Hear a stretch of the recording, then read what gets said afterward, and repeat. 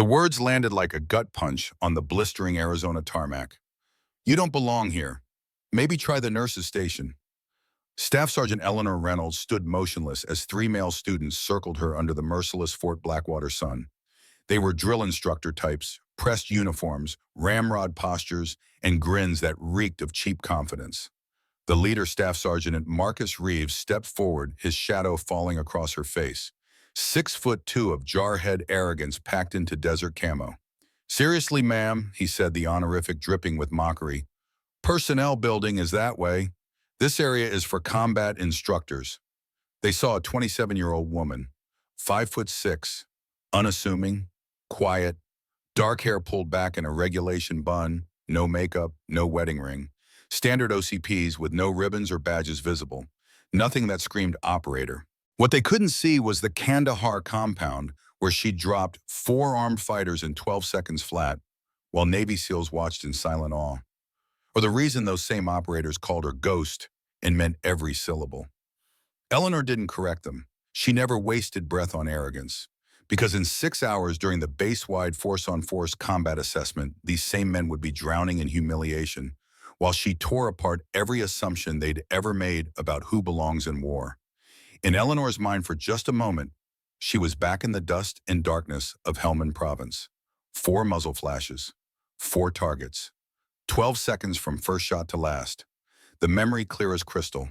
She remembered Master Chief Richard Sullivan, Old Bear.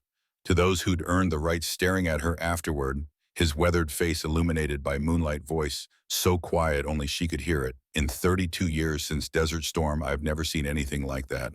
But here at Fort Blackwater, she was just another female in uniform to be dismissed. Reeves stepped closer, deliberately invading her space. You lost sweetheart. His buddies, Cruz and Wilson, flanked her, cutting off her path.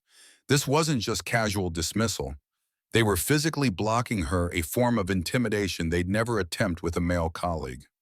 Eleanor said nothing. She simply stepped sideways and continued walking, her boots crunching on the sun-baked gravel. Hey, I'm talking to you, Reeves called after her. When she didn't stop, he muttered to his friends loud enough for her to hear, must be someone's daughter who pulled strings to get assigned here. Eleanor kept walking. 6 more hours, Montana 15 years earlier. The air crisp with pine and gunpowder. Again, her father said, unmoved by her frustrated tears. And this time, control your breathing between shots. 10-year-old Eleanor Reynolds raised the rifle to her shoulder, the M1 Garand almost comically large against her small frame.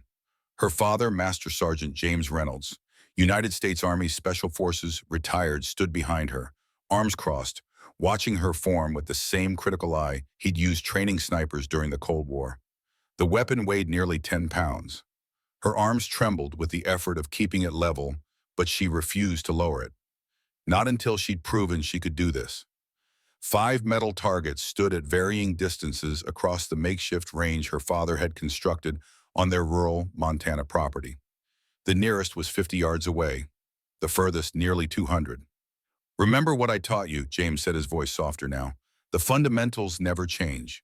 Breathe, aim, slack, squeeze.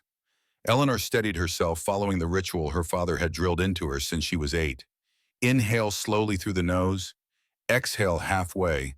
Hold. Find the natural respiratory pause. Sight picture. Trigger slack taken up. Smooth squeeze. The rifle cracked its report, echoing across the valley. The nearest target rang with a satisfying ping. Again, Brutadem, her father said, but this time there was the faintest hint of approval in his voice. 4 more shots. 4 more pings. Perfect score. James Reynolds said nothing for a long moment. Then he placed a calloused hand on his daughter's shoulder, the closest thing to a hug he'd given since her mother's passing 3 years before. Good, he said. Now do it again. That evening, as they ate venison stew at their worn kitchen table, Eleanor found the courage to ask the question that had been burning inside her for weeks. Dad, what's inside that footlocker in your closet, the one with all the locks on it? James Reynolds froze spoon halfway to his mouth. His eyes, normally as hard and gray as gunmetal, flashed with something Eleanor rarely saw: vulnerability. Things from before, he said finally. From a different life. From when you were in Special Forces. Her father set down his spoon, considering his words carefully. Some things aren't meant for sharing, Ellie. Not because they're secret, but because they're heavy. The kind of heavy that changes how you see the world. I can handle heavy, she said with the confidence only a child can muster. James studied his daughter for a long, thoughtful moment. Maybe someday, he conceded, when you're older. But someday came sooner than either expected. 2 weeks later, while her father was in town for supplies, curiosity overwhelmed Eleanor's better judgment. The old footlocker required 3 separate keys, but she'd watched her father access it once when he thought she was asleep. She'd memorized where he kept each key. The hinges creaked as she lifted the heavy lid.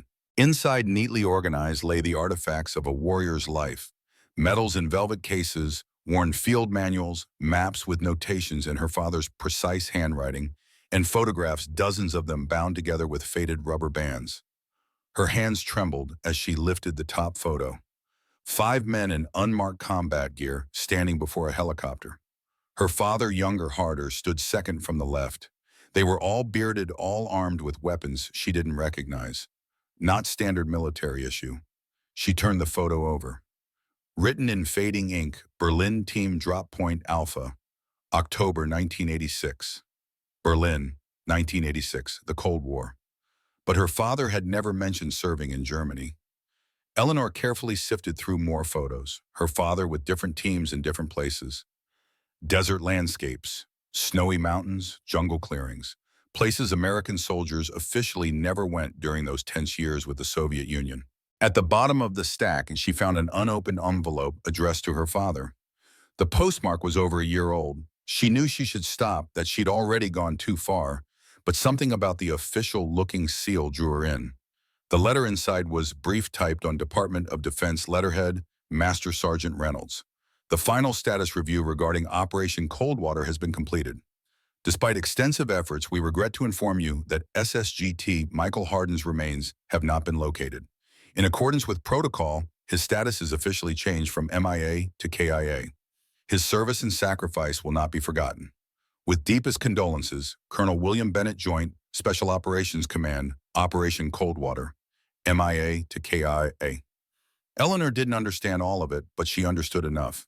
Someone important to her father was gone, and he'd kept this pain locked away just like everything else. She returned everything exactly as she'd found it, locked the footlocker, and replaced the keys. But that night when her father returned, she noticed for the first time the weight he carried in his shoulders, the ghosts behind his eyes. Later, she would understand this was the moment she first glimpsed the true burden of military service. Not just what is done in the line of duty, but what must be carried afterward. The people left behind. The ones who don't come home. Fort Benning, Georgia. 6 years later. Reynolds, you better not quit on me now. The drill instructor's voice cut through the Georgia summer heat like a machete. Eleanor Reynolds, 19 and 3 months into Army basic training, fought to keep her legs moving as she approached the final stretch of the 12-mile ruck march. 60 pounds of gear pressed down on her shoulders, each step an exercise in agony. She'd enlisted straight out of high school against her father's wishes. Not because he didn't think she could handle it, but because he knew exactly what it would cost her. You're not proving anything to me, he'd said the night before she left. I already know what you're capable of. I'm not doing it for you, she'd answered. Now with blisters blooming on both heels and shoulders raw from the pack straps, Eleanor wondered if she'd made a mistake. 40 other recruits had started this march. Only 28 remained spread out along the dusty trail. She was the second to last, barely keeping pace. The finish line appeared through the heat haze, a simple white banner strung between 2 posts. Beyond it stood the selection board for the Cultural Support Team program, the reason she'd pushed herself through the Army's most grueling training regimen. CSTs were specialized female soldiers who deployed alongside special operations units in Afghanistan, providing critical access to the country's women and children in a culture where male soldiers couldn't interact with female civilians. It was as close to combat operations as women could officially get at that time. Eleanor had set her sights on it from day one, so 800 meters to go. Her vision narrowed to a tunnel. Each breath burned. She could feel her pace slowing despite her best efforts. Reynolds, you drop that pack, you're done. No CS, no special operations. She didn't have the breath to respond. Her knees buckled. The Georgia Clay rushed up to meet her. She failed the selection. Not just failed, collapsed in full view of the board, had to be helped to the medical tent for IV fluids. The first time in her life she'd faced a challenge and couldn't overcome it through sheer will. That night, alone in her bunk, she stared at the ceiling and made a decision. She would train harder, become stronger, and apply again. Failure wasn't an option, not for James Reynolds' daughter. 6 months later, she stood at the same starting line facing the same grueling march. This time, she finished ninth out of 45.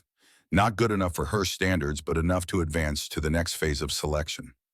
The real test came 3 weeks later, a simulated raid on a target building, clearing rooms under pressure, while evaluators watched every move. Eleanor had trained for this moment relentlessly, but halfway through, disaster struck. She missed a hidden threat in a corner, and the evaluator's airsoft round struck her square between the shoulder blades. Dead, the instructor called. Mission failure. Her second rejection from the program hit harder than the first. She'd been so close. After the debriefing, as she walked back to the barracks in the fading light, a figure stepped out from the shadows of the administrative building. Tall, broad-shouldered, with the unmistakable bearing of someone who'd spent decades in special operations. "Reynolds," the man said, not a question. She stopped coming to attention automatically. "Yes, sir." He moved closer and she could see his face clearly for the first time. Late 50s with a gray-streaked beard and eyes that had seen too much. The name tape on his chest read, Sullivan, and the rank insignia marked him as a Master Chief Petty Officer, Navy, not Army. A SEAL. "At ease," he said. "I'm not in your chain of command." Eleanor relaxed marginally. "Can I help you, Master Chief?" Sullivan studied her with an intensity that made her want to check if her uniform was out of regulation. "You missed the threat in the southwest corner because you were too focused on the primary target," he said. "Classic tunnel vision. It gets operators killed." Eleanor blinked in surprise. This man had been watching her evaluation, but he hadn't been among the official instructors. "With respect, sir, why are you telling me this?" Master Chief Sullivan's weathered face remained impassive. "Your father saved my life in '91, Desert Storm. We were part of a joint task force hunting Scud missile launchers in western Iraq." Eleanor felt her breath catch. Her father rarely spoke about his combat deployments. "You knew my father." "I knew him well enough to make him a promise," Sullivan continued. "He was worried about you following him into the service. Made me swear if I ever crossed paths with you, I'd keep an eye out." A ghost of a smile touched his lips. "James always said you were more stubborn than he was, which is saying something." He gestured toward the training facility. "You've got the raw talent, better shooter than half the SEALs I've trained, but you're missing something crucial." "What's that, Master Chief?" "Perspective." Sullivan crossed his arms. "You're attacking every obstacle like it's a test of your personal worth. It's not. It's a puzzle to be solved. Stop trying to prove yourself and start thinking tactically." He turned to leave, then paused. "The next selection cycle starts in 4 months. Be ready." Eleanor found her voice. "Why are you helping me?" Sullivan looked back over his shoulder. "Because James Reynolds would haunt me from the grave if I didn't." He checked his watch. "I've got a plane to catch." "Good luck, Reynolds." She watched him walk away, vanishing into the Georgia night like some ghost from her father's past. Only later would she learn his full name, Master Chief Richard Old Bear Sullivan, and understand just how significant that encounter had been. 4 months later, Eleanor Reynolds completed the CST selection course with the third highest score in program history. When she looked for Sullivan among the observers, he wasn't there. But she knew somehow that he was watching from somewhere. Helmand Province, Afghanistan, 3 years later. The night pressed against them like a physical force as their 8-person team moved through the compound's outer courtyard. No moon, no ambient light, just the faint green glow of night vision goggles and the sound of controlled breathing. Eleanor now, Sergeant Reynolds, moved in the middle of the formation, her role clearly defined. As the team's cultural support specialist, she would handle any women or children they encountered, searching for intelligence, while ensuring their safety during the operation. This was her 4th combat mission with SEAL Team 6, but the first high-value target raid. The objective: capture or kill a Taliban commander responsible for coordinating attacks against coalition forces throughout the province. The team had rehearsed the operation countless times back at base. Every movement, every contingency planned for. Still, Eleanor felt the familiar tightness in her chest as they approached the main building, Not fear exactly, but the body's natural response to imminent danger. The point man, Chief Petty Officer Alex Hunter, raised his fist, signaling the team to halt. Through her nods, Eleanor could see the tension in his shoulders. Hunter had made no secret of his disdain for having a woman on tactical operations regardless of her role or qualifications. In the 3 weeks since she'd joined the team, he'd barely spoken to her outside of mission planning. The team leader's voice came through her earpiece barely above a whisper, white side clear, moving to breach. Eleanor's heart rate kicked up as the breacher moved forward with the door charge. This was it. Once they crossed that threshold, there was no turning back.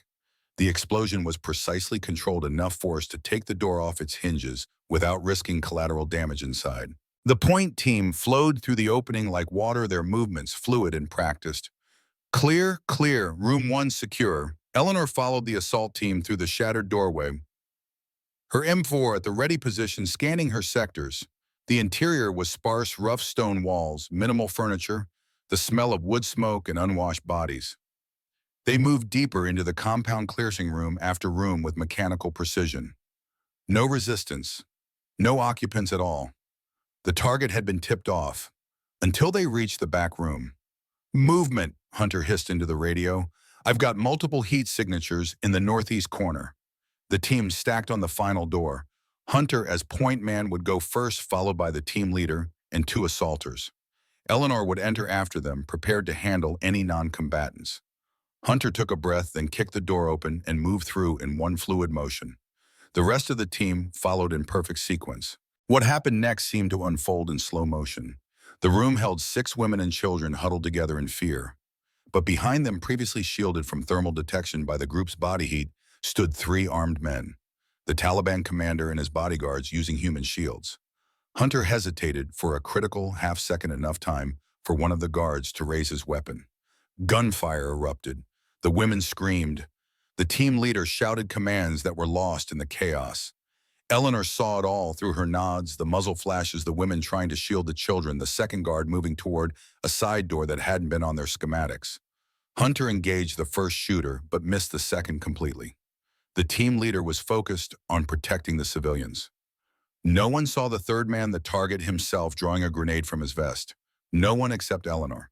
Without conscious thought, she pivoted, bringing her rifle up in one smooth motion. The world narrowed to her front sight and the target behind it. She exhaled halfway and held just as her father had taught her. 2-round center mass. The Taliban commander dropped the grenade still clutched in his lifeless handpin intact. Before anyone could react, she was already transitioning to the second threat, the guard by the hidden door. 1 shot neck junction, another kill. The third assailant turned his weapon toward the team. Eleanor put him down with a double tap to the chest, the familiar rhythm of breath sight trigger, as natural as her own heartbeat. 3 targets, 6 rounds expended, less than 5 seconds from first shot to last. In the ringing silence that followed, Eleanor lowered her weapon slightly, maintaining awareness of her surroundings as she'd been trained. The women and children were unharmed, though terrified. The team was secure. Hunter stared at her through the green haze of night vision, his expression unreadable. Later during the after-action review, he would avoid her gaze entirely. The exfiltration was textbook. No pursuit, no complications. The helicopter arrived on schedule, and within 30 minutes they were airborne, heading back to base with mission accomplished, if not exactly as planned. It wasn't until they were back in friendly territory, gear stowed and adrenaline fading, that Master Chief Sullivan approached her. He'd been monitoring the operation from the Tactical Operations Center, but hadn't been on the ground with them. "Walk with me," was all he said. They moved away from the others out into the Afghan night, where the stars blazed with an intensity never seen through America's light pollution. "Hunter filed his report," Sullivan said without preamble. "Said you saved the entire team." Eleanor kept her eyes forward. "I was doing my job, Master Chief. Your job was cultural support, not direct action. The situation changed. I adapted." Sullivan stopped walking and turned to face her. In the moonlight, his expression was grave. 3 tangos, 6 shots, 5 seconds. No hesitation, no missed targets. He shook his head slowly. "That's not something you learn in CST training, Reynolds." Eleanor met his gaze steadily. "My father was a good teacher." Sullivan studied her for a long moment. Then unexpectedly he chuckled. James would be proud and terrified. His expression sobered. The team's calling you Ghost now. You know that? I heard. It's a good name. Fits. He looked out across the base perimeter toward the distant mountains. Hunter won't admit it, but you've earned his respect. That's not easy to do. Eleanor said nothing. Respect wasn't what she'd come here for. Sullivan seemed to read her thoughts. You're not trying to prove yourself anymore. That's good. Now you're just doing what needs to be done. He nodded approvingly. You found your perspective. As they walked back toward the barracks, Sullivan cleared his throat. There's a joint operation coming up. High risk, deep in Taliban territory. Hunter requested you specifically. Eleanor felt a surge of unexpected pride. Yes, Master Chief. Get some rest. Planning starts at 0500. She'd earned her place, not through special treatment or lowered standards, but through competence and courage under fire. The call sign Ghost would follow her through the rest of her deployment, a whispered legend among the special operations community. A woman who moved through danger like a shadow and struck with deadly precision. By the time she left Afghanistan 6 months later, she'd completed 14 direct action missions and earned 2 Bronze Stars with V devices for valor. The second came after a near disaster in Kandahar, when their team was ambushed during extraction. 4 Taliban fighters had opened up on them from a hidden position, while the main element was already aboard the helicopter. Eleanor on rear security had seen the muzzle flashes an instant before the bullets started flying. 4 targets, 12 seconds. No friendly casualties. Even the most skeptical operators couldn't deny her skill after that. She wasn't just good for a woman, she was simply exceptional. And now, 4 years later, she stood on the Arizona hardpan of Fort Blackwater, being dismissed by men who had no idea who they were talking to. The briefing room was stuffy, despite the air conditioning laboring against the desert heat. 30 students ate in neat rows, their attention fixed on Major Diana Richards as she outlined the combat readiness assessment scheduled for the following day. This evaluation will test everything you've learned during this advanced tactical course. Richards explained, her voice crisp and authoritative. At 45, she carried herself with the confidence of someone who'd fought hard for every promotion in a male-dominated system. Eleanor sat in the back row observing silently. She'd been assigned to Fort Blackwater as a guest instructor for the Special Tactics course, though Major Richards had been vague about what exactly she would be instructing. So far, she'd been relegated to observation status. Nothing more. At the front of the room, Richards displayed the tactical scenario on the projector screen, a simulated hostage rescue operation using non-lethal training munitions, moving targets, and strict time constraints. The objective is straightforward, Richards continued. Infiltrate the target building, neutralize all hostile elements, secure the hostage, and exfiltrate all within the 7-minute window. She highlighted the primary approach vector, a direct line to the main entrance of the shoot house with minimal cover available. Eleanor studied the layout, immediately spotting the fatal flaw. The approach Richards outlined would expose the assault team to simulated enemy fire from an elevated position for nearly 20 seconds, more than enough time to sustain catastrophic casualties in a real-world scenario. Are there any questions before we break into planning teams? Richards asked, scanning the room. Eleanor raised her hand. Richards acknowledged her with visible reluctance. Sergeant Reynolds. Eleanor stood. Ma'am, the primary approach vector leaves the assault element exposed to the elevated position on the southeast corner. I'd suggest a modified infiltration route using the drainage ditch on the western perimeter, which provides cover to within 30 meters of the objective. The room fell silent. Every head turned toward her. Richard's expression tightened almost imperceptibly. Thank you for your input, Sergeant. However, the approach vector has been specifically designed to test the student's ability to overcome tactical challenges. Before Eleanor could respond, Sergeant Reeves spoke up from the front row. With all due respect, ma'am, he said, not bothering to stand or look in Eleanor's direction, maybe we should let actual combat veterans handle the tactics. Real assaults don't work like video games or whatever training simulations the sergeant might have seen. A few chuckles rippled through the room. Richards didn't silence them. The approved approach will stand, she said firmly. You're all dismissed for team planning. We begin at Euro 600 tomorrow. As the students filed out, Eleanor remained seated, letting them pass. She kept her expression neutral, her posture relaxed. This wasn't the first time she'd been dismissed, and it wouldn't be the last. Richards approached as the room emptied. "Sergeant Reynolds," she began, her tone artificially professional. "I understand you have experience with cultural support teams in Afghanistan, but this course is designed to push these students to their limits. The approach vector is intentionally challenging." Eleanor met her gaze. "Major, with respect, there's a difference between challenging and suicidal. That approach wouldn't just result in casualties, it would guarantee mission failure." Richards's smile didn't reach her eyes. "Perhaps in your experience, but I've been running this course for 3 years and I know what these students need to learn." The subtext was clear: stay in your lane. Eleanor nodded once. "Understood, ma'am." As she walked back to her quarters across the sun-baked parade ground, Eleanor felt the familiar weight of being underestimated settling across her shoulders. She'd felt it her entire career, from basic training to Afghanistan and every stop in between. The barracks were quiet this time of day, most personnel either in classes or training. Eleanor unlocked her room and closed the door behind her, finally allowing her shoulders to drop from their perfect posture. On the small desk sat a battered wooden box, her father's gift when she'd earned her first Bronze Star. Inside lay the medal itself, the V device catching the late afternoon light streaming through the window. She never wore it on her uniform during training assignments. Decorations often created more problems than they solved when you were a woman trying to blend in. Next to it lay a worn photograph, the only personal item she carried on deployments.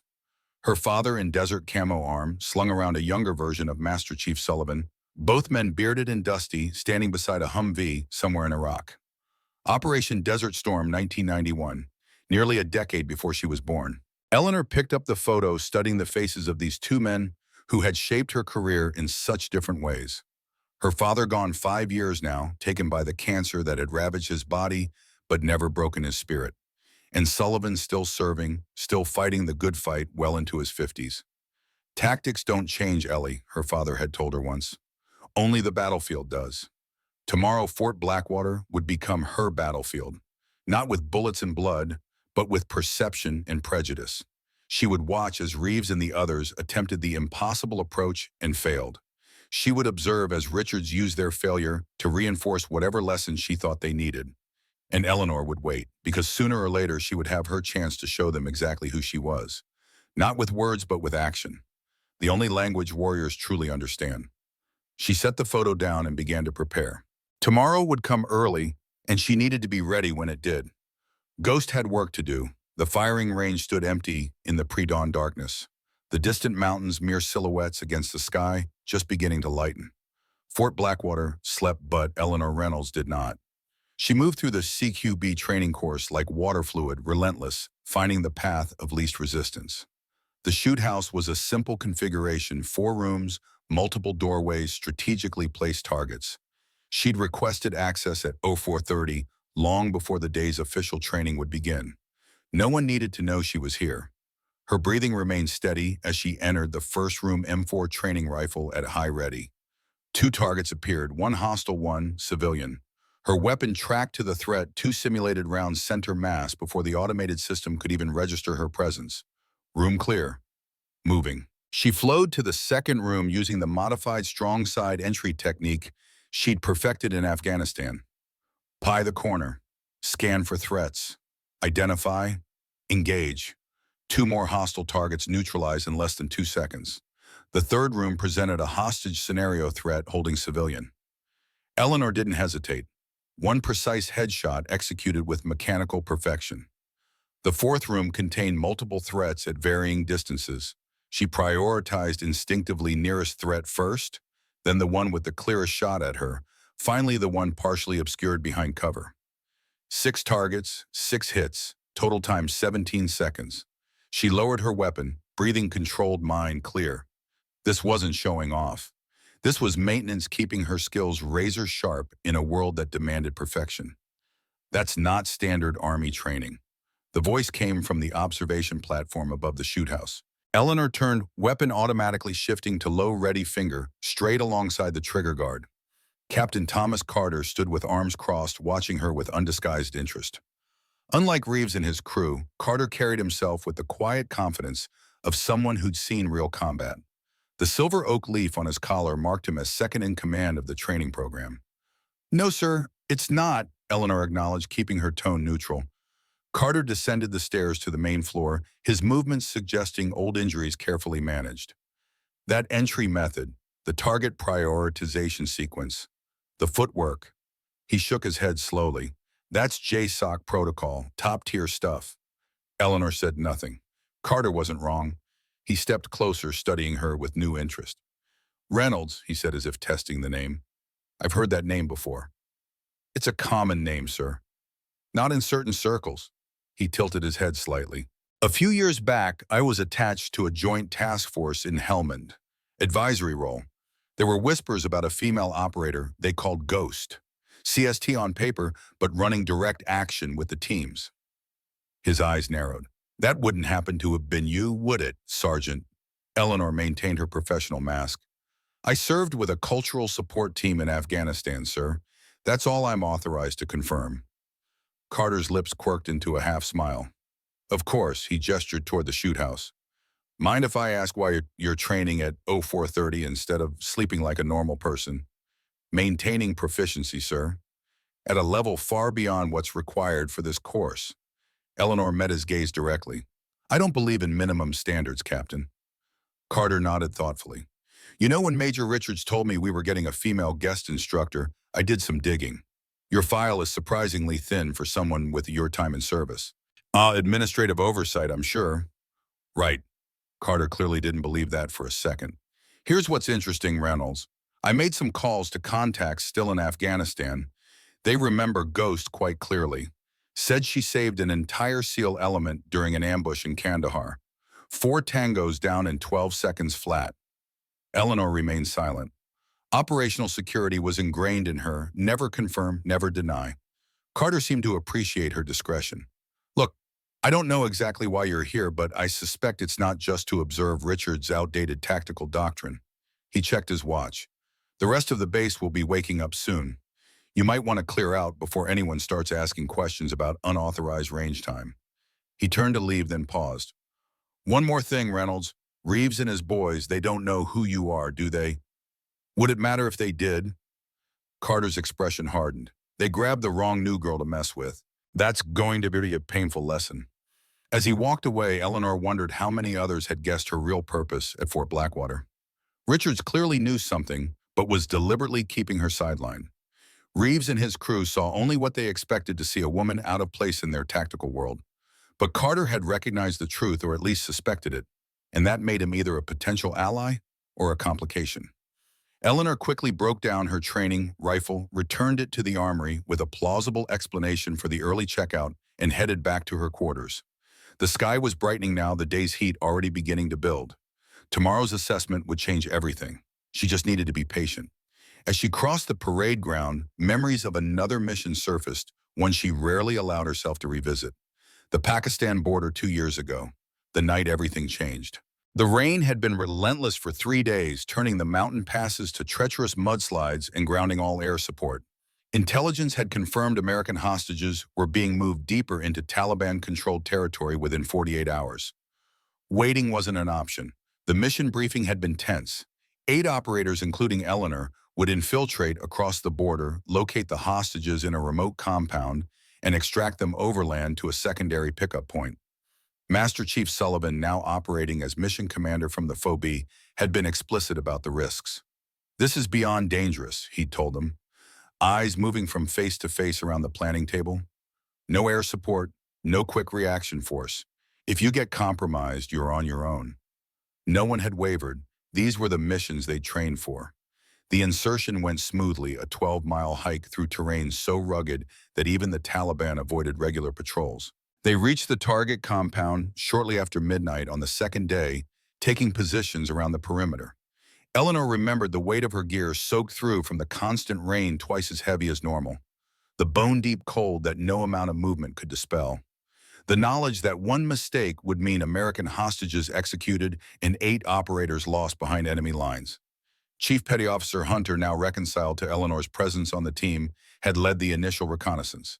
His voice in her earpiece had been grim. 6 tangos confirmed, 3 on roving patrol, 3 inside with the hostages.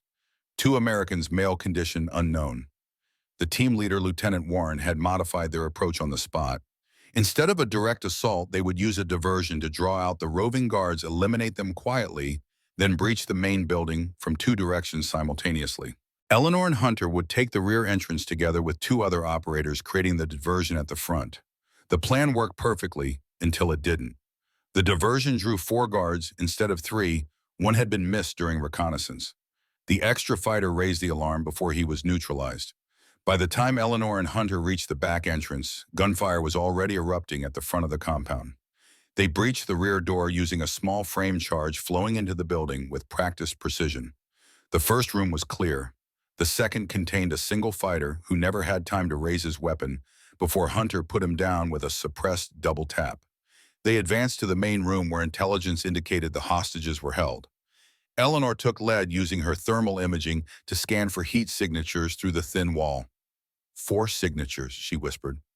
2 seated, likely the hostages, 2 standing. Hunter acknowledged with a tap on her shoulder. The breach was textbook, door charge, flashbang, entry. What wasn't textbook was the partial roof collapse triggered by the explosion. Ancient wooden beams, weakened by days of rain, gave way just as they entered. Hunter was struck directly by falling debris, his body disappearing under a section of collapsed ceiling. Eleanor found herself alone facing 2 Taliban fighters and 2 bound hostages. Time compressed to a razor's edge. The nearest fighter was already raising his AK. The second was moving toward the hostages with a knife. In the chaos, she made the only choice available: engage the immediate threat first. 3-round center mass. The first fighter dropped. She immediately transitioned to the second target, but he had already reached the hostages. The knife was at the first hostage's throat. "American!" the fighter shouted in heavily accented English. "Drop weapon or he die." Eleanor held her position rifle trained on the fighter's head, just visible above the hostage's shoulder. A high-risk shot under ideal conditions. Nearly impossible in the current situation. From beneath the rubble, Hunter's voice came through her earpiece, strained but determined. "Ghost, take the shot." It was the first time he'd used her call sign. Eleanor exhaled halfway and held, finding the perfect stillness within chaos. The world narrowed to her front sight and the small triangle of the fighter's forehead visible above the hostage. 1 round. Subsonic 300 blackout. The suppressed rifle coughed once. The fighter collapsed backwards, the knife clattering harmlessly to the floor. The hostage, wide-eyed but unharmed, stared at Eleanor in disbelief. "U.S. military," she said, already moving to secure the room. "We're getting you out." The second hostage began weeping with relief. Eleanor quickly cut their restraints, then turned her attention to Hunter. He was partially buried under roof debris, his left leg clearly broken, a head wound bleeding freely. That, he managed through gritted teeth, was one hell of a shot, Ghost. She worked quickly to stabilize him, applying a combat tourniquet to his leg and pressure bandage to his head wound. Outside, the gunfire had stopped. Either the rest of the team had secured the compound or they were dead. Eleanor had to assume the former. She keyed her radio. "Stalker 2, this is Ghost. Package secured. 2 Eagles safe. Hunter down, need immediate assist." Lieutenant Warren's voice came back instantly. "Copy, Ghost. Compound secure. Bringing the doc." Within minutes, the team medic was working on Hunter, while Eleanor and Warren assessed their situation. The mission had succeeded, but their exfiltration plan was now compromised. Hunter couldn't walk, and carrying him over 12 miles of mountain terrain was impossible. "We need that QRF," Warren said grimly, referring to the quick reaction force that was supposed to remain on standby. Eleanor shook her head. "Weather's still too bad for helicopters. We're on our own." It was Hunter, despite his injuries, who provided the solution. "ATAC," he said, gesturing weakly to his tactical tablet. "Call for fire." The Android Tactical Assault Kit ATAC was a sophisticated mapping and coordination system that, among other capabilities, could provide targeting data for precision strikes. If they could get within range of a relay station, they might be able to call in artillery support to clear their exfil route. Warren looked dubious. "Nearest fire base with 155s is 30 miles away. We'd need to get to high ground for the signal." "There's a ridge line 3 clicks north," Eleanor said. "Elevation might be enough." The decision was made. They would move the hostages and Hunter to a defensible position, while Eleanor and one other operator would make for the ridgeline with the ATAC to call for fire. The next 6 hours were a blur of exhaustion, pain, and sheer determination.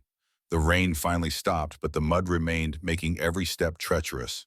Eleanor and Petty Officer Wilson reached the ridgeline just before dawn, their uniforms caked with mud, fingers nearly numb from cold.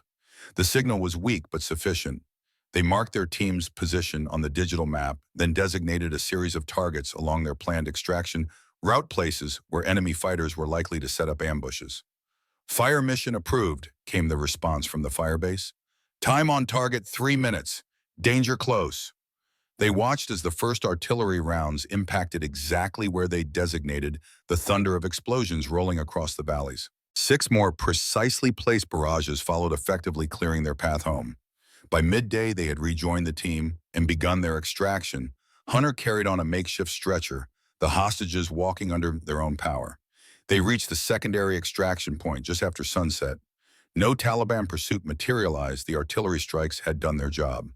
18 hours after the mission began, all 8 operators and both hostages were safely back at the Fubi. Master Chief Sullivan was waiting when they landed. His eyes found Eleanor first, then moved to Hunter on his stretcher. Something unspoken passed between the two men before Sullivan turned back to her. "Walk with me," he said simply. They moved away from the landing zone toward the quiet edge of the base. "Hunter says you saved his life," Sullivan began. "Says you took an impossible shot." Eleanor kept her gaze forward. "It was the only shot available, Master Chief. He also says you took command when he was down. Secured the hostages, stabilized him, coordinated with Warren." Sullivan stopped walking. "That's not cultural support, Reynolds. That's direct action leadership." The situation required adaptability. Sullivan studied her for a long moment. "I've recommended you for something. It's classified. Beyond top secret. If you accept, you won't be CST anymore." Eleanor felt her heart rate quicken. "What exactly are you recommending me for, Master Chief?" "A program called Spectre, Joint Special Operations Command Initiative. They're testing whether women can complete the full operator training pipeline." His expression was unreadable. "It's never been done before. Not officially. And unofficially." The ghost of a smile touched Sullivan's lips. "Unofficially, I think you've already proven it can be done." He grew serious again. "It won't be easy, harder than anything you have faced so far. And if you succeed, you still might not get official recognition. Not for years." Eleanor thought about her father, about the Foot Locker, filled with missions that never officially happened, about operations in countries where Americans never officially went. "When do I start?" Now watching the Fort Blackwater parade ground come alive with morning activity, Eleanor wondered if Major Richards knew about Spectre, about what Eleanor had really been doing for the past 2 years. The program was so classified that even most JSOC personnel weren't aware of its existence. Whatever Richards knew or didn't know, tomorrow's assessment would reveal the truth. Eleanor just needed to be patient for a few more hours. She entered the mess hall, grabbed a tray of eggs and toast, and found an empty table in the corner. She preferred to eat alone, especially in unfamiliar environments. Old habits from deployment maintained situational awareness, minimized distractions. She was halfway through her meal when Reeves and his 2 shadows entered. They collected their food and, to her mild annoyance, headed directly for her table. "This seat taken?" Reeves asked with mock politeness, already pulling out the chair across from her. Eleanor didn't look up from her plate. "It's a free country." Reeves sat down, flanked by Cruz and Wilson. "So, Sergeant Reynolds," he began, his tone making the rank sound like an insult, "what exactly brings you to our humble training program? Major Richards wasn't very specific about your role here." "Observer," Eleanor said simply, taking another bite of eggs. Cruz leaned forward. "Observer, that's it. They flew you all the way from, where was it again?" "I didn't say." Reeves smirked. "Let me guess. Admin specialist, public affairs, or wait, one of those cultural support types who talks to the locals?" Eleanor met his gaze coolly. "Something like that." "See, that's what I figured." Reeves nodded knowingly to his companions. "No offense, but there's a difference between supporting combat operations and conducting them. Tomorrow's assessment is based on direct action experience." "I'm sure you'll do fine," Eleanor said, her tone neutral. Reeves' expression hardened slightly. "It's not about doing fine. It's about excellence. Our team has the highest tactical scores in the program. Congratulations. The point is, Reeves continued, clearly irritated by her lack of engagement. Some of us have actually been in the shit. Real combat, not sitting on a fob handling paperwork. Eleanor finished her last bite, wiped her mouth with the napkin, and stood. Good luck tomorrow, Sergeant. Sounds like you'll need it. She walked away before he could respond, depositing her tray at the collection point before heading outside. The conversation hadn't been unexpected. Men like Reeves were predictable in their insecurity, always needing to establish dominance, especially when they felt threatened. And despite not knowing exactly who she was, something about her presence clearly threatened Reeves. The day proceeded with preparation for tomorrow's assessment. Eleanor attended the final planning session where teams refined their approach strategies. Unsurprisingly, all 6 teams were following Richards' recommended direct approach vector, despite its obvious flaws. Eleanor said nothing. This wasn't her show, not yet. As the session broke up, Captain Carter appeared at her side. "Reynolds," he said quietly. "Got a minute?" She followed him to a quiet corner of the Tactical Operations Center, away from the departing students. "You're not just here to observe, are you, Baum?" Carter asked without preamble. Eleanor maintained her professional mask. "What makes you say that, sir?" "Because I've worked with JSOC long enough to recognize when they're evaluating a program." Carter crossed his arms. "Richards thinks this is just another routine certification. But it's more than that, isn't it?" Eleanor chose her words carefully. "I'm not at liberty to discuss my specific assignment, Captain." "Fair enough," Carter nodded. "But you should know that Richards has modified the assessment parameters for tomorrow, made them significantly more difficult than standard protocol." This was new information. "In what way?" "Additional armed opposition, reduced time window, and she's placed the hostage target in the most difficult position possible." Carter's expression was grim. "She's setting the students up to fail." "Why would she do that?" Carter hesitated. "Richards has a reputation to maintain. Toughest tactical instructor in the program. Her courses have the highest failure rate by design. That doesn't make sense for a training environment. It does if your goal is to reinforce that only certain people can succeed in direct action roles." Carter gave her a meaningful look. People who fit a very specific profile. The implication was clear. Richards was using the program to reinforce her own biases about who belonged in combat operations. "Thank you for the information, sir," Eleanor said. Carter nodded. "One more thing. I heard a rumor that Master Chief Sullivan might be making an appearance tomorrow. As an observer." Eleanor carefully controlled her expression. "Sullivan hadn't mentioned he would be here. Is that unusual? A Navy SEAL Master Chief observing an Army tactical assessment? Yeah, that's unusual." Carter studied her reaction, especially one who normally works directly for JSOC. Before Eleanor could respond, the Tactical Operations Center door opened and Major Richards entered with a group of senior instructors. She spotted Eleanor and Carter immediately, her eyes narrowing slightly. "Captain," Richards called, "we need you for the final safety brief." Carter straightened. "On my way, ma'am." He gave Eleanor a final significant look before walking away.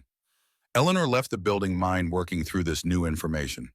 If Sullivan was coming to observe, something bigger was happening than she'd been told. This wasn't just about evaluating the tactical training program, it was about her. The realization hit her suddenly. This entire assignment might be her final evaluation for Spectre.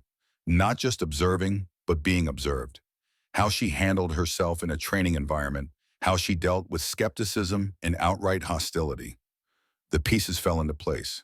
Richard's attitude, the deliberate sidelining, being placed in a position where her expertise was questioned and dismissed. It wasn't random, it was designed. Eleanor smiled slightly as she walked back to her quarters. If this was a test, she would pass it the same way she'd passed every other challenge in her career, with skill, composure, and absolute professionalism. The sun was setting when she reached her barracks, painting the desert landscape in brilliant oranges and reds. She paused outside, taking a moment to appreciate the beauty of it. Tomorrow would come soon enough. A figure emerged from the shadows near the building entrance, tall, broad-shouldered, with the unmistakable bearing of decades in special operations. Master Chief Sullivan. He looked older than the last time she'd seen him, the lines around his eyes deeper, his beard more gray than brown. But his gaze was still sharp, still penetrating. Sergeant Reynolds, he said formally, though there was no one else around to hear. Master Chief, she replied, equally formal. I wasn't aware you were visiting Fort Blackwater. Just arrived, here to observe tomorrow's assessment. But they maintained their professional distance, both aware of the potential eyes watching. Sullivan had been her mentor, her advocate, but their connection had to remain official, especially here. Walk with me, Sullivan said, moving away from the barracks toward a quiet area near the perimeter fence. When they were safely out of earshot, his demeanor softened slightly. How are they treating you, Ghost? Eleanor allowed herself a small smile at the familiar call sign. About as expected, Master Chief. Richard's giving you trouble? Nothing I can't handle. Sullivan nodded approvingly. I heard about this morning's incident with Reeves and his boys. You showed restraint. Of course he'd already heard. Sullivan always had sources. Wasn't worth the paperwork, Eleanor said dryly. That earned a rare chuckle from the Master Chief. Then his expression grew serious. Tomorrow isn't just an assessment for these students, Eleanor. It's a proof of concept for the entire Spectre program. She'd suspected as much, but hearing it confirmed sent a ripple of tension through her shoulders. No pressure. The Joint Chiefs are watching this one closely. If it goes well, we move forward with full implementation. Women in direct action roles across all JSOC elements. Sullivan looked out across the darkening desert. If it doesn't, he didn't need to finish the thought. Years of work, countless hours of training women like Eleanor, proving themselves over and over, all of it, could be undermined by a single failed demonstration. I won't let you down, she said simply. Sullivan turned to face her fully. That's not what I'm worried about. I know what you can do. He hesitated, choosing his words carefully. It's Richards I'm concerned about. She has a personal stake in this. What kind of stake? Sullivan's expression darkened. She was part of the first attempt at integrating women into special operations roles back in 2011. Failed the selection course 3 times. Has carried that chip on her shoulder ever since. This explained Richards' hostility. Eleanor was living proof that what Richards couldn't do was in fact possible. There's more, Sullivan continued. She and I have history. I wrote the after-action report on her final attempt. Didn't pull any punches. So this is personal for her. Very. Sullivan checked his watch. I need to meet with the assessment team. But before I go, there's something you should know. He reached into his pocket and withdrew a folded piece of paper. Alternative approach vector for tomorrow. Memorize it, then destroy it. Eleanor didn't take the paper. Sir, with respect, if this is an assessment, it's not cheating Reynolds. It's recognizing when to follow orders and when to use your judgment. His eyes held hers steadily. Sometimes you have to break the rules to prove they need changing. She accepted the paper, tucking it into her pocket without looking at it. Get some rest, Sullivan said, his official tone returning. Tomorrow's going to be a long day. He walked away, disappearing into the gathering darkness like the ghost of missions past. Eleanor entered her quarters, closed the door, and finally examined the paper Sullivan had given her. It contained a hand-drawn map of the training area with a marked infiltration route, not the one Richards had mandated, but not the one Eleanor had suggested either. This was something else entirely. A third option she hadn't considered. She studied it carefully, memorizing every detail before tearing the paper into tiny pieces and flushing them down the toilet. Sullivan was right. Sometimes you had to break the rules. But Eleanor had never been interested in following anyone else's path, not even Sullivan's. Tomorrow she would do what she'd always done when facing impossible odds. She would find her own way through. The Arizona dawn broke harsh and unforgiving over Fort Blackwater, the rising sun transforming the shooting range into a theater of reckoning. By 600, all 6 assessment teams were assembled, gear checked and rechecked, faces set with determination. Eleanor Reynolds stood apart, her posture relaxed but alert as she observed the final preparations. Major Richards moved among the teams, clipboard in hand, her crisp uniform and severe expression projecting absolute authority. Captain Carter supervised the safety officers, his occasional glances toward Eleanor conveying silent support. And there, watching from the observation platform, stood Master Chief Sullivan. He wore no uniform today, just desert khakis and a polo shirt, but his bearing marked him unmistakably as military. Next to him stood 2 men Eleanor didn't recognize, civilians in appearance, but with the watchful eyes and disciplined posture of longtime operators. JSOC representatives, almost certainly. The stakes had just gotten higher. All team leaders report to the command post for final briefing. Richards announced over the loudspeaker. Eleanor watched as Reeves and the other team leaders jogged toward the small, prefabricated building, serving as mission control. Their faces showed the focused tension of men preparing for evaluation careers, potentially hanging in the balance. Carter appeared at Eleanor's side, his voice low. Sullivan brought friends. So, I see. This just became about more than Richard's ego. Carter nodded toward the observers. That's Colonel Wilson from JSOC Special Projects and Major Hernandez from Personnel Selection. Eleanor kept her expression neutral, but her pulse quickened. Wilson was the overall administrator for Project Spectre. His presence confirmed everything Sullivan had implied the previous night. Interesting timing, she said mildly. Carter gave her a knowing look. Richards is furious. She wasn't informed they were coming. He paused. Whatever's happening today goes way above her pay grade. Before Eleanor could respond, Richards emerged from the command post with the team leaders, her voice carrying across the training area with parade ground clarity. Assessment parameters have been updated, she announced to the assembled teams. Time window reduced to 5 minutes. Opposition force increased to 8 elements. Hostage location moved to the northeast corner of the objective. Murmurs rippled through the ranks. Richards was significantly increasing the difficulty beyond what they'd prepared for. This is bullshit, someone muttered nearby. She's setting us up to fail. Richards continued as if she hadn't heard. Team 1 will begin in 15 minutes. Subsequent teams will deploy at 10-minute intervals following completion of the previous attempt. Her eyes found Eleanor. Sergeant Reynolds will observe from Control Point Bravo. She is not to interfere or communicate with any team during their assessment. The message was clear: stay out of the way. Eleanor nodded acknowledgement and moved toward the designated observation post, a sandbag position overlooking the shoot house from 100 meters distance. As she walked, she felt the weight of multiple gazes tracking her movement, Richard's hostility, Sullivan's assessment, and the curious glances of the teams wondering exactly who she was and why she warranted such specific instructions. She settled into position, binoculars ready, mind calm. Whatever happened next, she would be prepared. Team 1 began their approach exactly as Richards had instructed, using the direct vector toward the main entrance. Eleanor watched through her binoculars as they moved across open ground, maintaining good spacing, but completely exposed to the elevated position on the southeast corner. Predictably, simulated fire erupted from that position before they'd covered half the distance. The exercise controllers wearing bright orange vests immediately called out casualties. Anderson hit Williams, hit Johnson, hit 3 men down in the first 15 seconds. The remaining team members attempted to rally returning fire while dragging their wounded comrades toward minimal cover provided by a shallow drainage ditch. Eleanor watched dispassionately as they struggled to reorganize. Their fundamentals were sound fire and maneuver covering sectors proper weapons handling. But they'd been sent into an impossible scenario.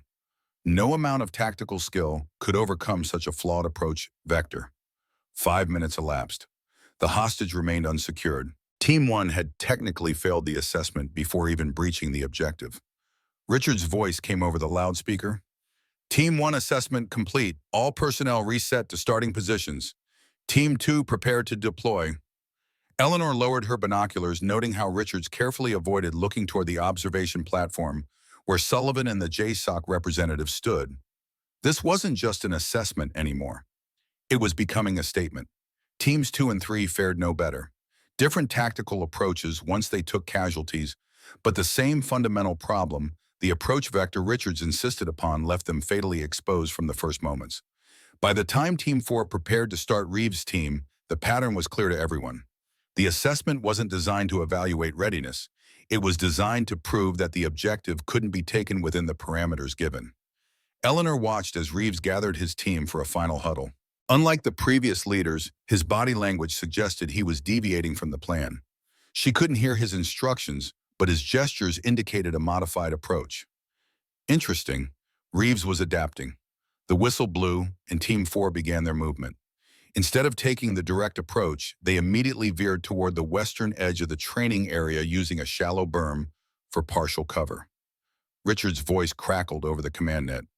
Team 4, you are deviating from the approved approach vector. Return to designated route immediately. Reeves ignored the order, continuing his modified approach.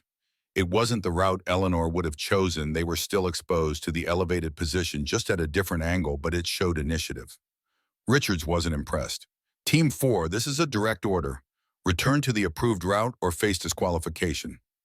Reeves hesitated, then reluctantly redirected his team toward the main approach. Eleanor could read the frustration in his movements, the tension in his shoulders as he led his men into what he knew was a tactical disaster. The results were predictable. Simulated fire from the elevated position cut through Team 4 just as it had the others. Despite Reeves' attempt to minimize exposure with rapid movement and covering fire, his team was effectively neutralized within 90 seconds. Reeves hit Cruz, hit Wilson, hit. The controllers methodically recorded the casualties, their orange vests bright against the desert landscape. What happened next surprised Eleanor. Instead of accepting the simulation, wounds, Reeves kept moving, ignoring the controller, who repeatedly called his name. "Sergeant Reeves, you are designated as a casualty," the controller insisted, jogging alongside him. "Assessment protocol requires you to stop and simulate injury." Reeves finally halted, ripping off his protective mask. "This is ridiculous," he shouted loud enough for everyone to hear. "The approach is suicide. No competent team leader would send their men in that way." Richards materialized from the command post, her expression thunderous. "Sergeant Reeves, you are out of line." "With respect, ma'am, this entire assessment is out of line." Reeves gestured toward the objective building. "You've set impossible parameters." A tense silence fell over the training area. Eleanor watched the confrontation with interest, noting how Sullivan and the JSOC representatives leaned forward slightly, their attention sharpened. Richards stepped closer to Reeves, her voice dangerously quiet. "Are you suggesting the course designer doesn't understand proper tactics, Sergeant?" Reeves visibly struggled between career preservation and professional integrity. Finally, integrity won. "Yes, ma'am, that's exactly what I'm suggesting." He stood his ground, jaw set. "The approach vector guarantees maximum casualties. No real-world operation would be approved with this plan." Richard's face hardened. "You're dismissed, Sergeant. Report to my office after the assessment concludes." "But ma'am." "Dismissed." Reeves glanced toward his team, then back at Richards. For a moment it seemed he might continue arguing. Instead he came to rigid attention, executed a perfect about-face, and marched off the training area. As he passed Eleanor's observation post, their eyes met briefly. Something unspoken passed between them, a grudging acknowledgement that perhaps they'd both been misjudged by the other. Richards returned to the command post, her body language radiating controlled fury. The remaining teams watched nervously, clearly questioning whether they should proceed at all. From the observation platform, Sullivan stepped forward, speaking quietly to Colonel Wilson and Major Hernandez. After a brief exchange, Wilson nodded, and Sullivan descended the stairs, walking purposefully toward the command post. Eleanor couldn't hear the conversation that followed, but Richard's increasingly rigid posture told the story. Sullivan was pulling rank, invoking his JSOC authority to override her. After several tense minutes, Richard stormed out of the command post, Sullivan following more calmly behind. She grabbed a bullhorn from a nearby table. "Assessment parameters are being modified," she announced, each word clipped with barely contained anger. "Teams 5 and 6 are stood down temporarily." Sullivan took the bullhorn, his deep voice carrying easily across the training area. "This is Master Chief Sullivan here as JSOC representative." He began establishing his authority. "We're implementing an alternative demonstration to evaluate the course design." He turned toward Eleanor's position. "Sergeant Reynolds, report to the command post." Eleanor felt every eye on the training ground shift toward her. She rose smoothly from her observation post and walked toward Sullivan, maintaining a deliberate, unhurried pace. Richard stood to one side, arms crossed tightly over her chest, her expression promising retribution. Sullivan met Eleanor halfway, speaking quietly enough that only she could hear. "Change of plans. Ghost, you're up." Eleanor nodded once. "Parameters, Master Chief. Complete hostage rescue, solo operator, 5-minute window." His eyes held hers steadily. "Show them what you can do." Eleanor understood instantly. This wasn't just an assessment anymore, it was a demonstration of Spectre's potential. "Rules of engagement," she asked. "Your discretion. Use whatever approach you deem appropriate." Sullivan glanced toward the observers. "Colonel Wilson wants to see your genuine tactical judgment, not adherence to a flawed plan." Eleanor nodded again. "Understood." Sullivan raised the bullhorn. Attention all personnel. Sergeant Reynolds will demonstrate an alternative approach to the objective. Safety protocols remain in effect. Opposition force will reset to starting positions. A murmur rippled through the assembled teams. Eleanor could read their expressions clearly enough. Skepticism, curiosity, and in some cases, thinly veiled amusement. A woman attempting what 6 teams of men had failed to accomplish. Richard stepped forward, unable to contain herself. This is highly irregular, Master Chief. Sergeant Reynolds has no experience with this particular. Major Sullivan interrupted firmly. This comes directly from Colonel Wilson. Your objection is noted. Richards fell silent, though her expression promised this wasn't over. Eleanor moved to the equipment table, selecting her gear with methodical precision. Standard training rifle with simunition, sidearm, flashbangs. She checked each item with practiced efficiency, her movements economical and confident. The opposition force instructors, playing the role of hostiles, reset their positions throughout the objective building. The hostage-awaited training dummy was positioned in the northeast corner as per Richard's modified parameters. Eleanor approached the starting line, performing one final equipment check. She could feel the weight of multiple gazes, Sullivan's confidence, Richard's hostility, and the collective skepticism of the assembled teams. Reeves had returned to the training area, standing apart from his team, but watching intently. His expression was unreadable. Captain Carter approached, offering Eleanor the communications headset. Channel 3 is CommandNet, he explained. Good luck. She accepted the headset with a nod. Thank you, sir. Sullivan raised his hand, stopwatch ready. Assessment begins on my mark. Timer set for 5 minutes. He paused, making eye contact with Eleanor. Mark. Eleanor moved. But not toward any of the approach vectors discussed in planning. Not the suicidal direct route Richards had mandated. Not the western route Sullivan had sketched for her. Not even the drainage ditch she'd suggested in the briefing. Instead, she sprinted diagonally across the training area toward a section of the perimeter that appeared completely unremarkable, a blind spot she'd identified during her early morning reconnaissance, but mentioned to no one. The opposition force, expecting movement along one of the established vectors, was momentarily confused. By the time they adjusted, Eleanor had already reached the dead ground at the southeastern corner of the training area, a shallow depression invisible from both the elevated position and the main building. From the observation platform, Colonel Wilson leaned forward, his interest visibly piqued. Major Hernandez was already taking notes. Eleanor moved like water, finding the path of least resistance, using micro-terrain features for concealment, her footfalls virtually silent despite her speed. She approached the elevated position from its blind side, the one vulnerability in what should have been a dominant firing position. The first opposition fighter never saw her coming. Eleanor rounded the corner in a smooth tactical movement, her training rifle already aligned. 2 simulated rounds struck his chest plate before he could bring his weapon to bear. Tango down, the safety controller confirmed. Without breaking stride, Eleanor ascended to the elevated platform, now controlling the very position that had decimated the previous teams. From here, she had clear sight lines across the entire objective area, including the 2 opposition fighters who were now shifting position in response to the unexpected threat. Rather than engaging immediately, she took a critical 3 seconds to scan the entire battlespace building, her mental map, and prioritizing threats. Richard's voice crackled over the command net. 4 minutes remaining. Eleanor ignored the implicit pressure. She identified the second elevated position on the opposite side of the training area, the one Richards had deliberately left out of the briefing materials. Another opposition fighter was stationed there, currently focused on the main approach vector, where he expected Eleanor to appear. 2 quick shots from her elevated position. The controller by the second sniper position waved an orange flag. Tango down. With the Overwatch threats neutralized, Eleanor descended rapidly, moving toward the main structure. Rather than approaching the door, she headed for a ground floor window on the building's blind side. The teams watching from the sidelines murmured in appreciation. She was systematically dismantling the scenario's design difficulty. Eleanor reached the window, confirmed it was unguarded, and slipped through with serpentine grace. Inside, she moved with practiced precision, clearing corners, checking angles, her weapon never wavering from the proper position. The first interior opposition fighter appeared at the end of a hallway, clearly surprised by her entry point. She dropped him with a double tap before he could radio her position. Tango down.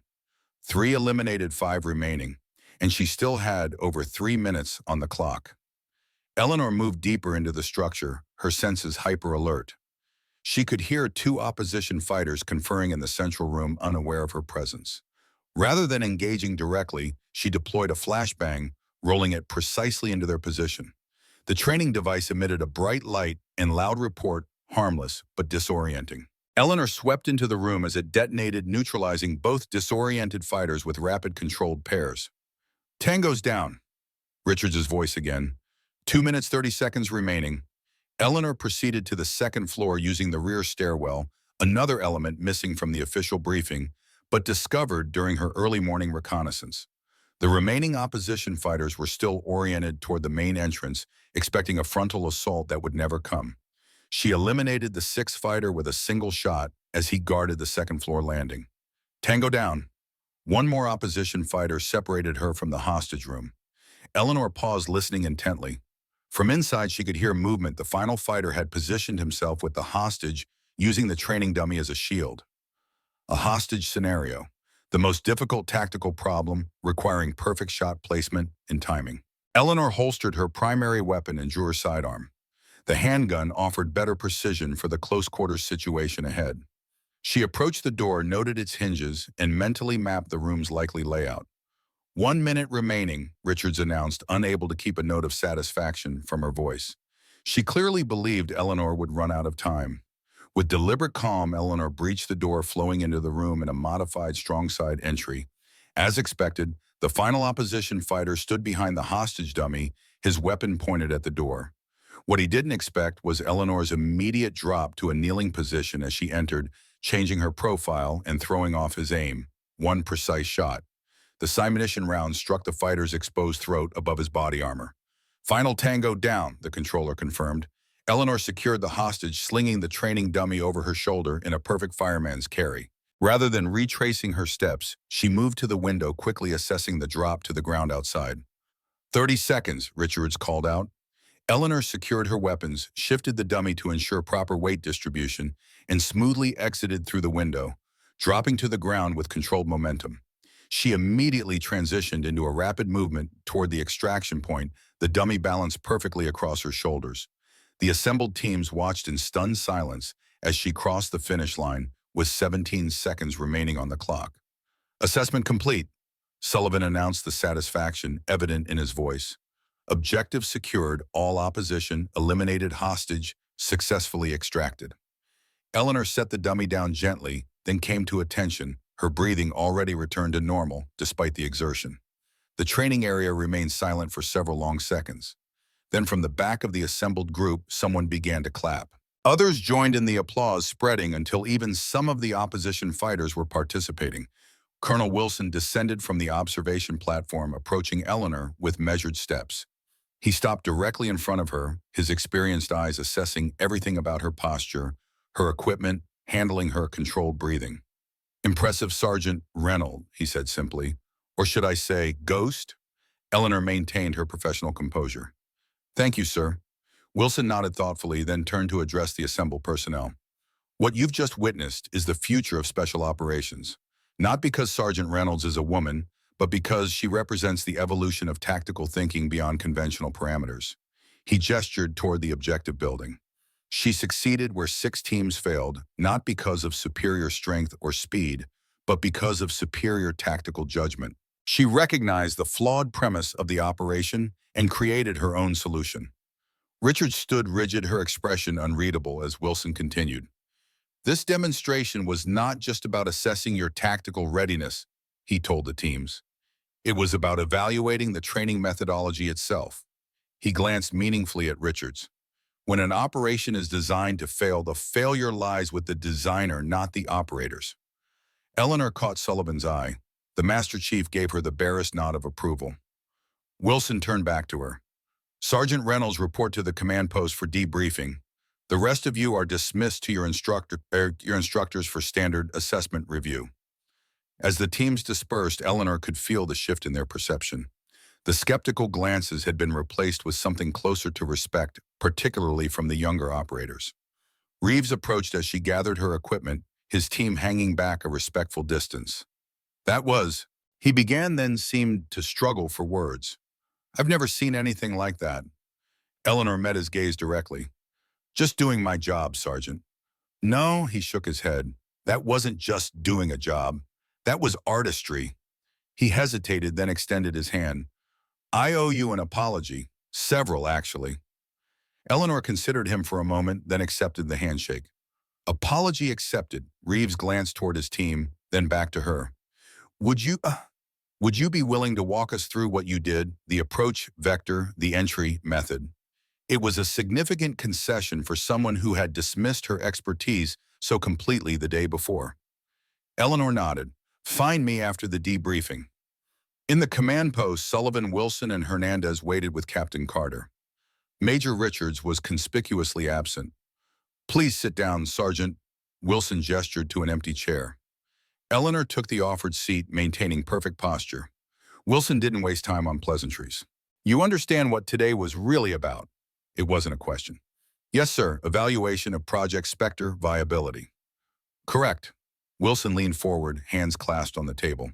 We needed to see how a Spectre graduate would perform in a standard training environment against established opposition while under observation by conventional leadership. And specifically, Sullivan added, how you would handle the deliberate obstacles Richards placed in your way. Eleanor processed this. The entire assignment was a test. The entire assignment, Hernandez confirmed, speaking for the first time. From the moment you arrived and experienced dismissal from Reeves and his team to Richards sidelining you in planning sessions to the final demonstration today. We needed to see not just your tactical proficiency, Wilson explained, but your psychological resilience in the face of institutional resistance. Eleanor understood completely now. This hadn't just been about proving women could complete special operations training. It was about proving they could function effectively within a system that might actively resist their presence. So what happens now, sir? She asked.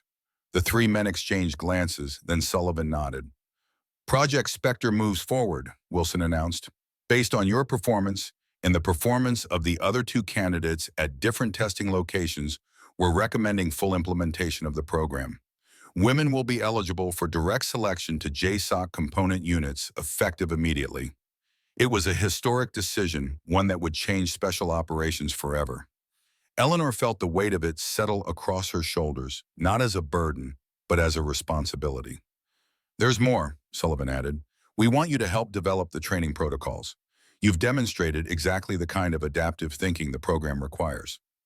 What about Major Richards, sir? Eleanor asked. The door opened and Richards herself entered, her expression rigid with controlled emotion. She came to attention before Colonel Wilson. Reporting as ordered, sir.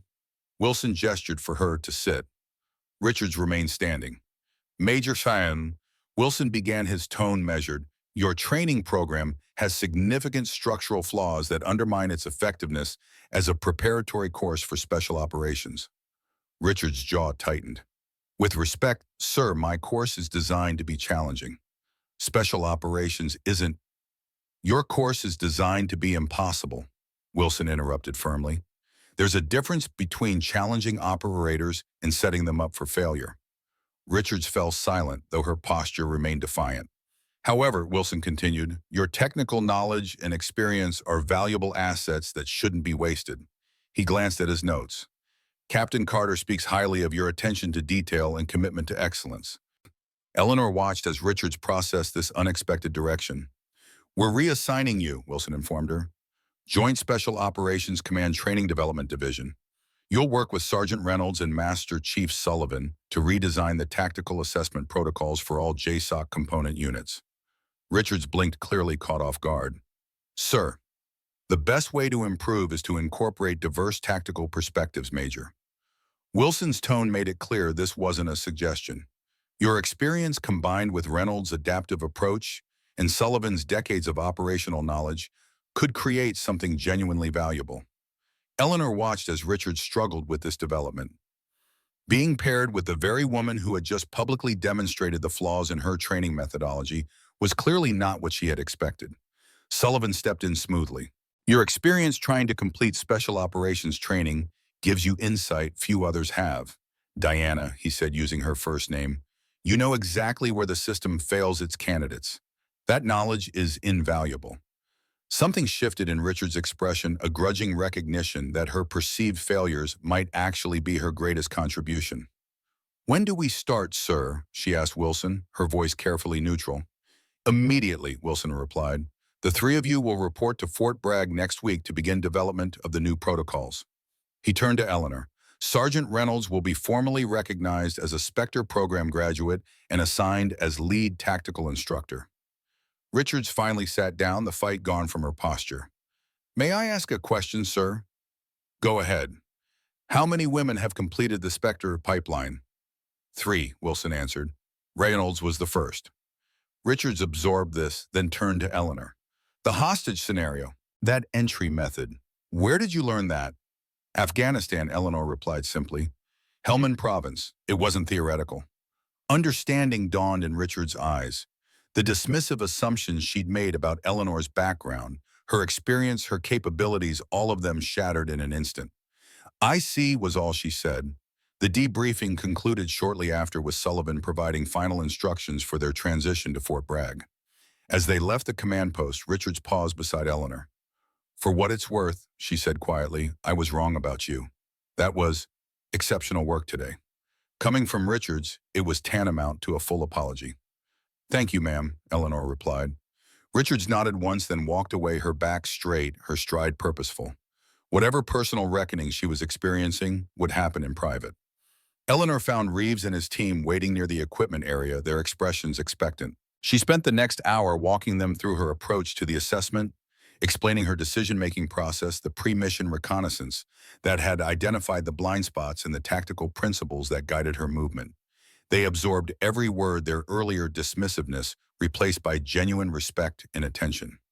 "The fundamentals never change," she told them, echoing her father's words. "Observe, orient, act. The OODA loop applies whether you're planning for days or reacting in seconds." As the training day concluded, Eleanor returned to her quarters to pack. Her assignment at Fort Blackwater was complete, and a new chapter awaited at Fort Bragg. She was zipping her duffel bag when a knock came at her door. She opened it to find Sullivan standing there holding a small wooden box. "Got a minute, Ghost?" he asked. She stepped aside, allowing him entry. Sullivan closed the door behind him, then held out the box. "This belonged to your father," he said. "I've been holding on to it, waiting for the right moment." Eleanor accepted the box, carefully recognizing it as similar to the ones in her father's footlocker, the ones that held his unofficial medals and mementos from missions that officially never happened. Inside, nestled in velvet, lay a gold trident, the seal insignia worn only by those who had completed Bud's training and earned their place in the elite community. "I don't understand," she said, looking up at Sullivan. "My father was Army Special Forces, not a SEAL." Sullivan's weathered face softened with something like nostalgia. "James was part of a joint program back in the late 80s, an early attempt at cross-training between units. He went through modified Baudets with my class, earned his trident fair and square." He nodded toward the insignia. "When he died, he left that to me with instructions to give it to you when the time was right." Eleanor ran her fingers gently over the trident, feeling the weight of its history, its meaning. "He always believed you would go further than he ever did," Sullivan continued. "Said his daughter had the heart of a warrior and the mind of a tactician." A rare smile creased his face. He wasn't wrong. Eleanor carefully closed the box, emotions threatening to break through her professional composure. "Thank you, Master Chief," she said simply. Sullivan nodded, understanding everything she wasn't saying. "You've earned your place, Ghost. Not because of your father, not because of me, but because of who you are and what you've done." He moved toward the door. "The van leaves for the airfield at Oak Hundred. I'll see you at Bragg." After he left, Eleanor sat on the edge of her bunk, the wooden box in her hands, thinking about the path that had led her here. From a little girl shooting her father's rifles in Montana to a combat-proven operator changing the future of special operations. Her father had been right all those years ago. The tactics don't change, only the battlefield does. And tomorrow would bring new battlefields, new challenges, new opportunities to prove that what matters isn't gender or tradition, but competence, courage, and the willingness to find a better way forward. Eleanor Ghost Reynolds placed the wooden box carefully in her duffel bag alongside her father's photograph and her own hard-earned medals. Tomorrow would come early, and she needed to be ready. She always was. The rain fell in gentle sheets across Fort Bragg, as Eleanor Reynolds stepped from the transport plane.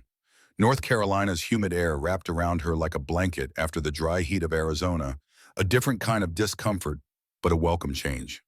3 weeks had passed since her demonstration at Fort Blackwater, and the ripple effects were only beginning to spread through the special operations community. She moved with the same measured efficiency that characterized everything she did. Duffel bag slung over one shoulder, the small wooden box containing her father's trident secured safely within. As she descended the aircraft steps, she spotted a familiar figure waiting beneath a covered walkway. Master Chief Sullivan, seemingly untouched by the weather, despite standing in open air. "Welcome to the next chapter, Ghost," he said by way of greeting. "Thank you, Master Chief." A dark SUV with government plates idled nearby. As they approached it, Eleanor noticed another figure in the passenger seat, Major Richards, her posture still military rigid even when seated. Their eyes met briefly through the rain-streaked window, mutual acknowledgement without warmth, but no longer carrying open hostility.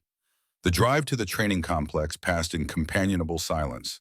Eleanor watched the familiar landscape of Fort Bragg roll by a place she'd visited many times but never as herself. Always under some cover, some pretense. Today was different. Today, she was Sergeant First Class Eleanor Reynolds, officially assigned to JSOC Training Development Division. No more shadows, no more ghosts. The SUV pulled up to a nondescript building with a keypad entry, the kind of place designed to attract no attention, despite the critical work happening inside. Sullivan led the way, his security badge granting them access through 3 separate checkpoints. "Your office," Sullivan said, opening a door near the end of a quiet hallway. The space was Spartan but functional desk computer filing cabinet and a window overlooking the training ground, where even in the rain operators ran through drills with mechanical precision. On the desk sat a single folder with the JSOC insignia and the word Spectre stamped in red across its cover. Beside it stood a framed photograph Eleanor didn't recognize, a group shot of 3 women in nondescript tactical gear, faces partially obscured, but eyes sharp and focused. The first Spectre graduates. "Colonel Wilson had that delivered this morning," Sullivan explained. "Said you should have something to remind you what you're building toward." Eleanor nodded, running her fingers lightly over the frame. "The others will be joining us next week," Sullivan continued. "Lieutenant Commander Alvarez from Team 2 and Captain Mackenzie from Delta. The 3 of you will form the core instructional cadre." A knock at the door interrupted them. Richards stood in the doorway, her expression carefully neutral. "Meeting in 10 minutes. The Joint Chiefs representative just arrived." She hesitated, then added, "I've reviewed your after-action reports from Afghanistan, all 14 missions." A brief pause. "Impressive work, Sergeant, truly." It wasn't exactly an olive branch, but it was something. Eleanor nodded in acknowledgement. "Thank you, Major." After Richards departed, Sullivan's weathered face creased in a rare smile. "She'll come around, eventually." "It's not about her," Eleanor replied, "or me. It's about building something that works." Spoken like James Reynolds' daughter. Sullivan checked his watch. "I'll let you get settled. 10 minutes. When the door closed behind him, Eleanor finally allowed herself a moment alone with the reality of what lay ahead. She unpacked the wooden box containing her father's trident and placed it carefully on the desk beside the photograph. Past and future side by side. From her duffel, she retrieved one more item, a worn journal filled with her father's handwriting. Tactical notes, operational procedures, and on the final page, a message he'd written to her before his last deployment, never expecting her to find it until after he was gone. "The path you've chosen isn't easy, Ellie. There will be days when the weight feels impossible to carry. But remember what I taught you, the fundamentals never change. Breathe, aim, slack, squeeze. The same applies to life as it does to marksmanship. Find your target, focus, execute with precision. I never wanted this life for you, but I always knew you'd find your way to it. When you do, remember that the measure of an operator isn't found in medals or missions. It's found in the people they lead, the standards they uphold, and the path they clear for those who follow. Lead well, clear the path." Eleanor closed the journal and tucked it into her desk drawer. Outside, the rain had stopped. Sunlight broke through the clouds, illuminating the training ground, where the next generation of operators continued their relentless drills, unaware that the ground beneath their feet was shifting. She straightened her uniform, checked her appearance briefly in the window's reflection, and headed for the conference room. The past was settled, the future was waiting, and Eleanor Ghost Reynolds was ready.